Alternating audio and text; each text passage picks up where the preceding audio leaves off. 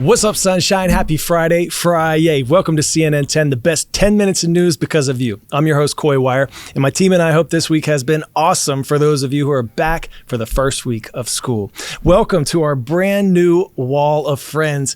We are so grateful that so many of you are showing love to the show by sending some fantastic art and sharing your school spirit with us. Go Jets. And by sending some seriously cool swag, we will be doing some of our shows from our ever-evolving wall of friends and can't wait to make you shine. All right, your 10 minutes of news starts now. We begin in Flint, Michigan, where the Environmental Protection Agency says the water is now finally safe after more than a decade since the city's historic water crisis began. For their part, though, residents disagree, saying they're still dealing with contaminated water and long-term health issues. Imagine not being able to drink the water from your faucet or take a shower in your own home without being at a health risk. Back in 2014, residents noticed changes in their water's color, smell, and taste after officials switched the city's water supply to the Flint River. Tests revealed the switch was corroding the city's aging lead pipes, exposing residents to dangerous levels of lead. Lead exposure has been linked to developmental delays in kids, speech and behavioral issues, even brain damage. The people who decided to stay in Flint were left without clean water for years, suffering from health issues ranging from seizures to Legionnaire's disease, a severe type of pneumonia caused by drinking contaminated water. We're American citizens and we should not have to live like this. Our kids and our families have been poisoned. They said the water you can bathe and shower in tonight. That is a lie. That is a lie. My eyes are burned. I'm still infected by this stuff. The EPA's announcement comes after years of construction and renovation. Flint was forced to replace thousands of pipes as part of a landmark settlement. Now to a story that might teach us how to think like AI as opposed to just having AI think for us. A big update for ChatGPT. The parent company, OpenAI, wants to make changes for students who choose to use AI with a new feature called Study Mode. This version, which launched this week, won't just give you the answers. It's designed to work with students, getting them to use that brain power of their own and discouraging and or preventing them from taking shortcuts. The bot offers hints, prompts, and asks open-ended questions to get students to come to their own conclusions on any given question.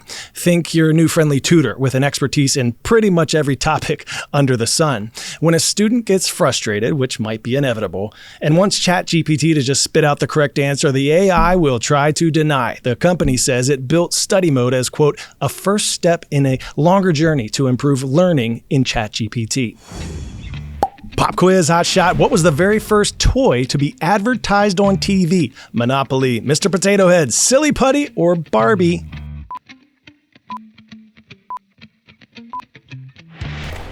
Answer is Mr. Potato Head, which came out in 1952. When it first launched, you had to supply your own potato. In 1960, Hasbro began including a plastic potato for all those silly facial expressions. It is hard to believe the holidays are just 5 months away, but toy manufacturers like Hasbro are already sounding the alarm that their prices could be much steeper by then. Why? CEOs say 30% tariff or tax on China and 20% tariff on Vietnam will impact their main toy suppliers. The trickle-down of those rising expenses can hit small businesses especially hard. CNN's Maya Blackstone takes us inside one beloved toy shop in New York City, which is having to close its doors this month. It was utter chaos, frustration, fear, and to be honest with you, real anger. Jennifer Bergman is closing her toy store, Westside Kids, in New York City after nearly 44 years in business. The tariffs and the uncertainty around that whole debacle really was the nail in the coffin. It wore me out. And I looked at my numbers in May and June. I was like, I'm done. Can't do it. I cannot pay my bills. When President Donald Trump took office, he promised sweeping tariffs on items shipped to the U.S. In April and July, he rolled out specifics, and many took effect this summer. I think the tariffs are going to be the greatest thing we've ever done as a country.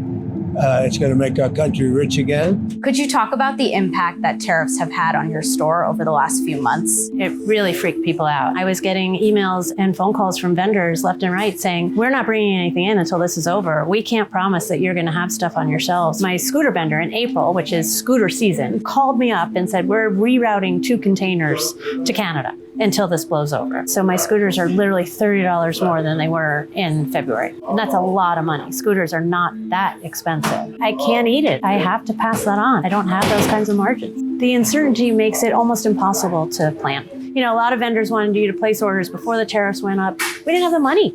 None of us have that money right now. Prices going up means I can buy less. It doesn't mean that I make more money. It's not the manufacturer that pays for the tariff. Tariffs are paid for by the American people. The toy market is particularly volatile because many toys are manufactured overseas. What percent of toys are American made? They're very, very few and far between. The toys from us are well over 90% are made in China. What do you say to somebody who says, well, it's better to only buy toys that are made in America? I have some, but they just languish on the shelf. I would love to have my store full of these beautiful handmade toys made in America. But first of all, they're very expensive. And it's not really what my customers want. And most of them can't afford it. People want Jenga. They want Connect 4. They want Lego. I think that there's a fallacy where people think that everything that's made in China is junk. They don't understand that some of the really good quality, really beautiful toys that they have on their shelves are made in China also. The Trump administration believes that tariffs will protect American industries, reduce the trade deficit, combat unfair trade practices, and address national security concerns. Yeah, let's look at a game. This is Sequence. We sell a lot of them. It's very popular.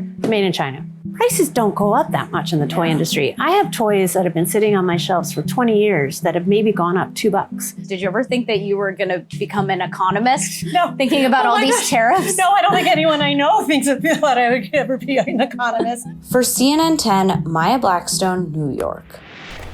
If you get queasy easily, you might want to turn your head. Scientists are bugging out over a stunning new discovery down under. A team of scientists in Australia say they have discovered a giant new species of giant stick insect, and it could be the heaviest bug ever recorded in the country. The massive creepy crawler, dubbed Acrophila alta, was discovered in the mountainous rainforests of northeastern Australia. Scientists say its distinct eggs helped it stick out and allowed them to identify it as a new species. It clocks in at more than 15 inches long and weighs about as much as a golf ball. That's a whole lot of bug.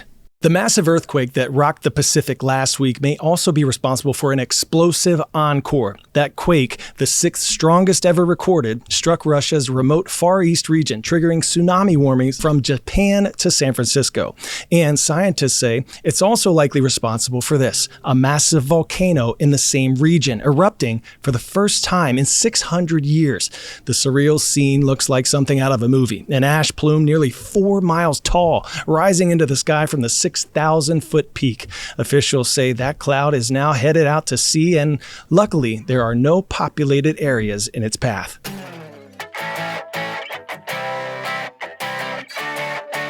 Today's story getting a 10 out of 10, a 12-year-old swimmer competing against Olympians. Chinese phenom Yu Zidi made history last week, becoming the youngest ever medalist at the World Aquatics Championships in Singapore. At just 12 years old, she was part of China's 4x200 meter freestyle relay team, which took bronze. Youngest person to medal at a major international competition since 1936. Her times have been so fast they allowed her to compete at the championships, even though the minimum age requirement had been 14. She started swimming at just 6 years old, just as a way to beat the heat back in her home of Hebei province. But she decided to give competitive swimming a shot when a coach brought it up to her. Swim-sational. Time now for our best part of the show, you. And from our glorious new wall of friends, this one goes to Mrs. Ramos at Isbill Junior High in McGregor, Texas. It's not whether you get knocked down, it's whether you get up. Thank you for all the autographs, too. And from our CNN 10 YouTube channel, we have our friends at Our Lady of Assumption School in Beloit, Wisconsin, coming in hot. Thank you for subscribing and showing us some love in the comments section for your shout-out request. Play that Friday music, nod dare. Make someone smile. You never know when or how, but you may just be the spark of joy someone needs. Making an awesome weekend, everyone. I'm Coy Wire, and we are CNN 10.